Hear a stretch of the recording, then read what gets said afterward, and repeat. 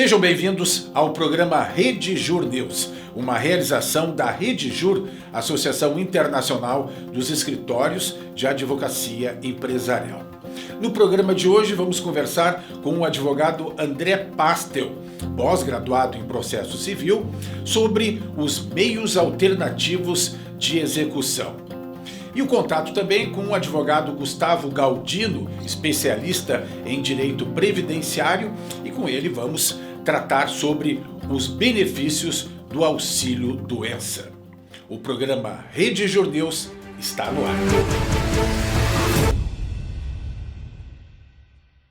E o nosso convidado agora, dentro do programa Rede Jur News, é o advogado André Maciel Lins Pastel, sócio do escritório Pastel e Postal Advogados Associados, graduado e pós-graduado em processo civil pela Uniriter.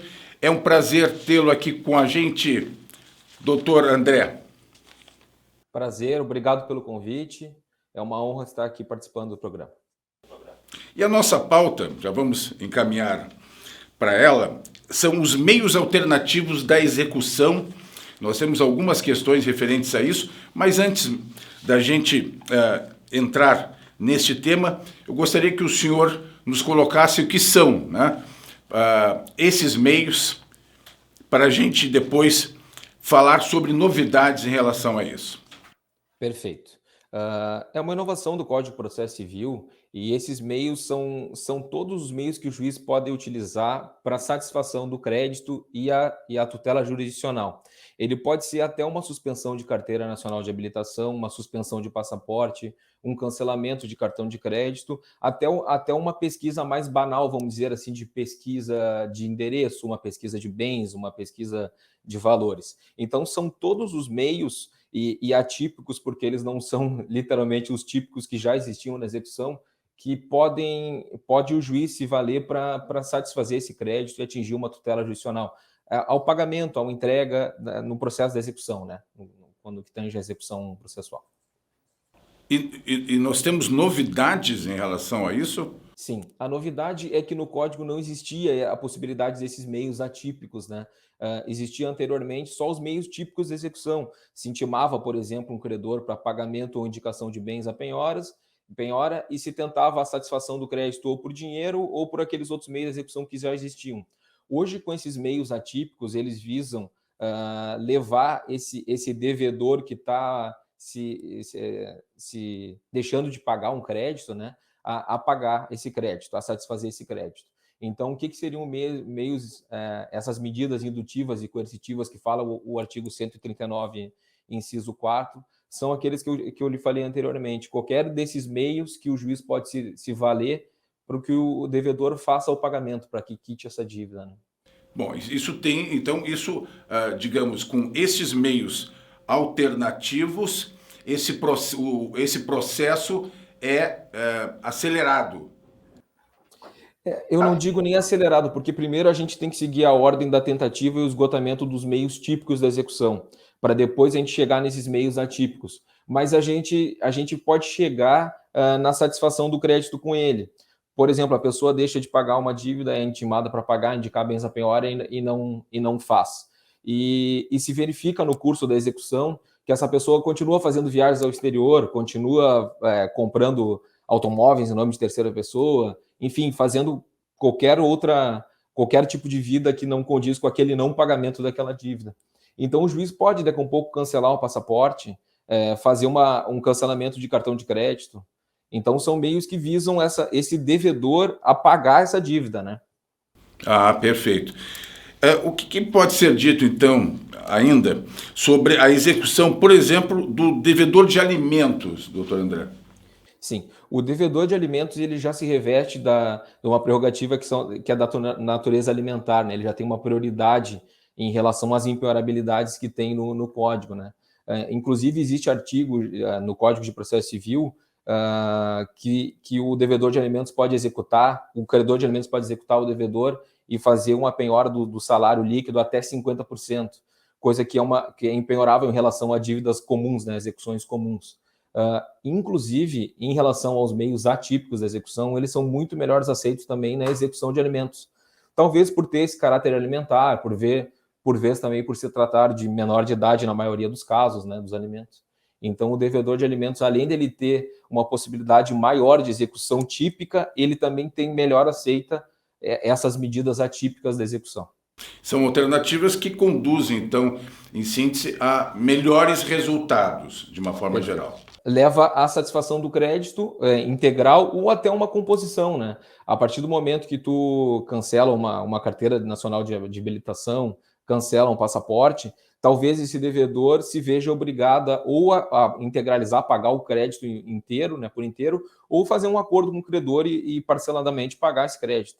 Então, eles visam mesmo finalizar a execução, chegar ao bem final, que é o pagamento da execução, né? Uma execução de quantia certa. Sim, que é o objetivo, né? Eu queria lhe perguntar também que medidas são hoje melhores aceitas pela jurisprudência do Tribunal de Justiça aqui do Estado em relação a isso. Sim. As melhores aceitas são no âmbito do direito de família, muito mais em relação a pesquisas do que bloqueio de direitos fundamentais individuais, né? A partir do momento que tu cancela daqui a um pouco uma carteira nacional de habilitação, ela já não é bem aceita. É uma matéria muito nova, porque o artigo foi incluído na reforma do CPC de 2015, tanto que a gente tem hoje a suspensão dos recursos que visam sobre essa matéria pelo STJ. O STJ afetou o tema número 1137, de relatoria do ministro Marco Buzzi. Então, o STJ ainda vai determinar se pode ou não aplicar essas medidas atípicas, considerando ainda a fundamentação do pedido, o contraditório e a proporcionalidade. Por exemplo, uma dívida daqui a um pouco, num caso prático, né? Uma dívida de R$1.000, daqui a um pouco ele não vai te cancelar todos os cartões de crédito, a tua carteira nacional de habilitação e o teu passaporte. Então, o juiz vai ter que analisar isso e aplicar proporcionalmente a dívida, né? Sim, mas isso, de qualquer jeito, força, né? E o inibe questões de abuso por parte do devedor, né? Perfeito. Ele visa realmente a satisfação do crédito, que essa inovação visa realmente a satisfação do crédito. E o artigo ele é bem aberto em relação, ele não determina quais são essas medidas atípicas, né? Pode ser uma pesquisa ou até um cancelamento de algum documento, mas ela visa sempre a satisfação do crédito do devedor. Sim. Em relação ao STJ, qual é o posicionamento que tem tomado o tribunal? Até a suspensão dos recursos em abril desse ano pelo STJ, existiam muitas decisões para os dois lados, aplicando as medidas atípicas e outras não aplicando. Como tudo direito, a gente fala, é possível, né? Mas esse é o caso mesmo que o STJ aplicava até abril desse ano, quando ele afetou o tema e vai dar uma decisão guarda-chuva, que a gente fala, né? Ele vai fixar um entendimento para que todos os outros recursos sigam aquela determinação. Hoje, o que ficou afetado são 2 recursos especiais de São Paulo, do ministro Marco Buzzi, né? E esse é o tema número 1137 do STJ hoje. Ele ainda não foi julgado. Assim que ele for julgado, nós vamos ter mais novidades em relação à aplicação desses meios atípicos da execução. Mas, de qualquer jeito, os escritórios de advocacia têm que ficar atentos com essas mudanças né, e aproveitar bem essas alternativas. Ter o foco nisso, né, doutor? Perfeito. É isso aí mesmo. Quero lhe agradecer, então, pelas informações, por passar esse conhecimento para nós aqui no Rede News, doutor André. Muito obrigado. Eu agradeço novamente o convite de vocês e estamos sempre à disposição. Ok, muito obrigado. Então, conversamos com o Dr. André Maciel Lins Pastel, ele é advogado e sócio do escritório Pastel e Postal Advogados Associados, graduado e pós-graduado em processo civil pela Uniriter. Mais uma entrevista, mais uma atração dentro do nosso Rede News. Você acompanha o trabalho e a atuação da Rede Jur nas nossas redes sociais.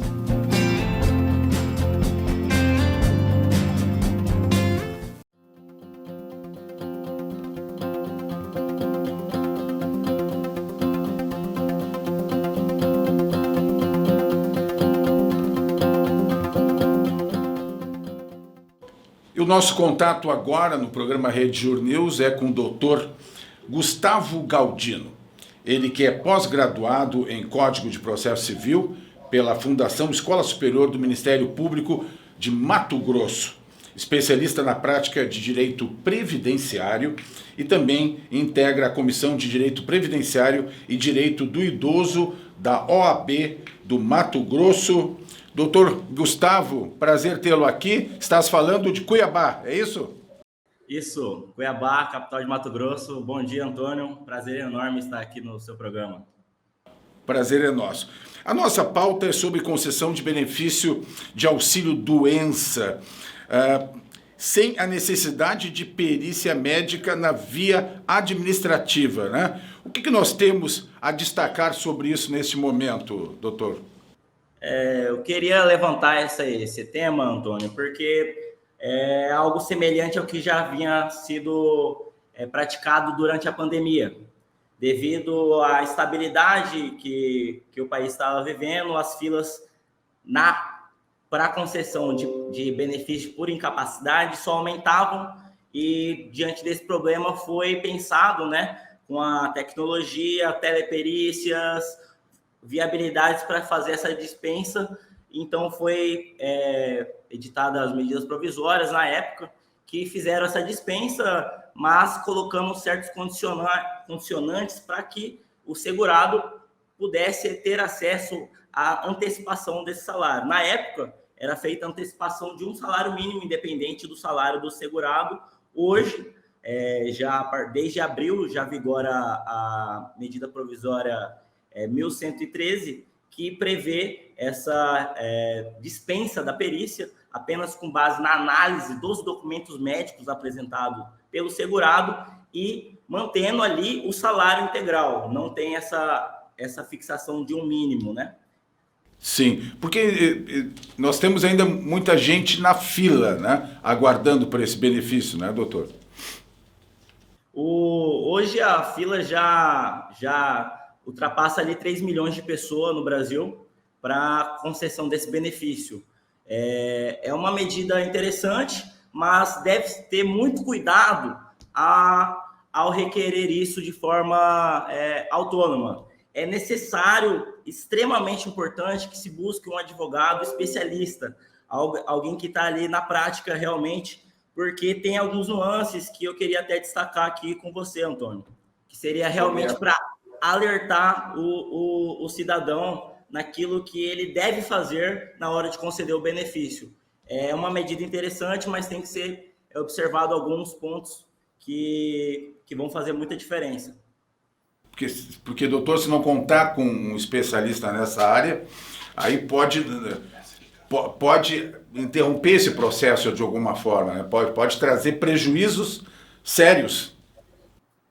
Exato. A gente está falando aqui em um certo nicho que está extremamente necessitado. São pessoas que já com mais de 30 dias de afastamento podem ser enquadradas nesse tipo de requerimento. O auxílio-doença, em regra, ele é devido a toda pessoa que, por mais de 15 dias, esteja incapacitado para sua atividade laboral habitual, ou seja, para aquela que ele está habituado, aquela que ele está acostumado. Agora, durante essa medida, as pessoas que se enquadram, que já têm perícia agendada, as perícias elas devem ser feitas em, no máximo, 90 dias. Não está acontecendo. Hoje, no mês de setembro, se eu fizer uma marcação de perícia, vai cair lá para o mês 3, mês de março, mês de abril do ano que vem, aqui na capital. No interior, é muito mais do que isso, o que leva, novamente, muitas pessoas a buscarem a justiça. Evitando isso, a medida colocada aqui na portaria do número 7 do INSS, ela descreve que toda pessoa que tiver uma incapacidade superior a 30 dias, possuir um documento médico emitido há no mínimo 30 dias, né? No máximo 30 dias, um documento médico recente, que contenha a indicação da CID da doença, que contenha o nome do segurado, a descrição da doença, o tratamento e a assinatura do médico contendo o CRM, o carimbo, de forma legível. Não adianta chegar com aqueles laudos, atestados, letra de médico, né? Que ninguém entende. É ideal, eu sempre sugiro para que peça um atestado impresso, para facilitar o servidor da INSS bater esses requisitos. Um ponto importante que deve ser respeitado é a duração desse benefício. Ele não vai estender mais que 90 dias. Passado essa data, ou em caso o segurado tiver a doença por momento superior a 90 dias, o INSS irá facultá-lo em marcar uma perícia presencial, ou seja, ele não vai ser prejudicado. É uma inovação do que na pandemia estava acontecendo. Eu vejo que isso aqui foi uma vitória para o segurado, uma garantia ali da sua data de requerimento, não vai ser prejudicado em caso não cumpra o requisito. Então, ele pode fazer a tentativa, mas, lógico, lembrando sempre de cumprir os requisitos do atestado, da duração, não podendo ser superior a 90 dias. Outro ponto importante seria a prorrogação, Antônio. Todo beneficiário de auxílio-doença, ele pode fazer a prorrogação do benefício dele 15 dias antes do término, ali fixado pela autarquia. Porém, nesta modalidade, como ela é algo, né, não é uma regra geral, ficou vedada esse pedido de prorrogação, sendo permitido um novo pedido em caso mantenha-se a incapacidade ou surja uma nova incapacidade após 30 dias. Perfeito? Em resumo, eu sugiro para aqueles que tenham interesse, se enquadram nessa situação, analise o seu caso, a sua doença e a duração. O mais importante seria a duração. Os documentos, você vai solicitar para o seu médico, fazendo os moldes que a legislação pede, mas caso supere esse prazo, é mais viável aguardar a realização da perícia presencial. Então é importante analisar caso a caso. Caso a caso, porque já é assegurado, Antônio, que todo segurado, ele terá que ter o seu pedido apreciado em 45 dias, né? Sim. A gente coloca ali mais 90 dias, ele já pode estar entrando na justiça. Então, evita-se um retrabalho. Eu vejo que essa inovação ela é favorável para situações onde o segurado sofreu um acidente. Então, ele tem um prazo estimado de repouso, né? Uma internação, ele ficou ali tantos dias, 60 dias, ele vai precisar de repouso. É interessante para essas pessoas. Agora, para aqueles segurados que possuem doenças degenerativas, doenças ali sem previsão de recuperação, aquelas doenças que vão acompanhar o tratamento ali, às vezes até a vida toda da pessoa, eu acho interessante ela submeter ali uma perícia presencial, visando até um melhor diagnóstico desse seu quadro de saúde e não sendo prejudicado ali por essa análise. Sim, então eu queria que o senhor só reforçasse, então, doutor. Então, quem tem esse direito, para as pessoas entenderem melhor, quem tem, de fato, o direito de receber o auxílio-doença, né, e reforçando o tempo, né, por quanto tempo? Esse auxílio-doença, com a dispensa da perícia médica, ele será devido a toda pessoa que tiver uma incapacidade em período superior a 30 dias, limitado a 90 dias. Ele deve conter um laudo médico emitido há, no máximo, 30 dias, ou seja, um laudo médico recente, indicando o seu nome, o tratamento utilizado, o diagnóstico, o CID da doença e a identificação do médico de maneira legível, ali contendo o seu carimbo, as informações do seu CRM. Esses são os requisitos que devem ser cumpridos pelo segurado a fim de conceder esse benefício. Eu queria só reforçar, Antônio, que esse pedido ele pode ser feito via Meu INSS. É o portal digital do INSS, ele é disponível no gov.com, ou via canal 135, telefone. pode ser feito, quem já tem perícia agendada e quem ainda não tem, mas se enquadra nesse requisito. Perfeito.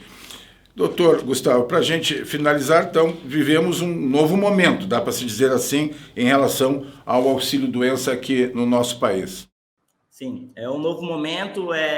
Eu vejo que, por um lado, é muito inovador, desde do momento pandêmico que nós viemos, fomos forçados a pensar em novas estratégias, novas ferramentas para viabilizar a necessidade que é iminente, já são mais de 3 milhões de pessoas e é algo que precisa ser solucionado. Então, uma medida que busca viabilizar, eu recebo com bons olhos. Eu acredito que tudo que é para facilitar, tudo que é para viabilizar esse acesso do segurado ao seu benefício é de grande louvor.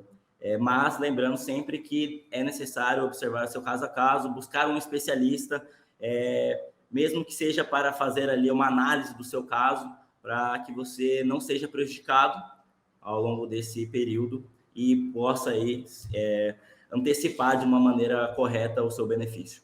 Sim, esse é o melhor caminho, né? Se valer do conhecimento de um especialista, né? Correto. Hoje em dia, a Previdência em si, eu falo que ela é um investimento, né? Desde essas inovações que a gente vê sempre, mas desde 2019 ela vem por um caminho que você necessita de um profissional especializado para que o INSS não cesse seus direitos. É necessário, visando ali um longo prazo, visando ali um bem-estar, evitando problemas, facilitando a vida, né? Eu sempre falo isso, é um investimento que você vai facilitar a sua vida. Muito bom, muito boa entrevista, boas informações. Eu acho que isso serve de alerta, né, para as pessoas, beneficiários, e também para os advogados, né, que atuam nessa área. Muito obrigado pela sua participação, doutor Galdino. Um bom dia, Antônio. Muito obrigado mais uma vez. Então, esta foi a entrevista com o Dr. Gustavo Galdino, especialista na prática de direito previdenciário. Mais uma atração dentro do nosso programa Redigir News.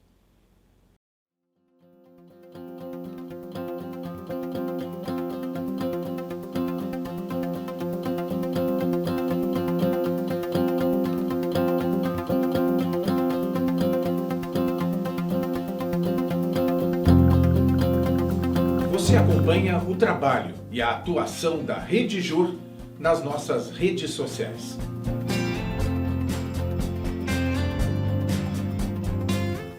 Muito bem, este foi o programa Redigir News, uma realização da Redigir, Associação Internacional dos Escritórios de Advocacia Empresarial.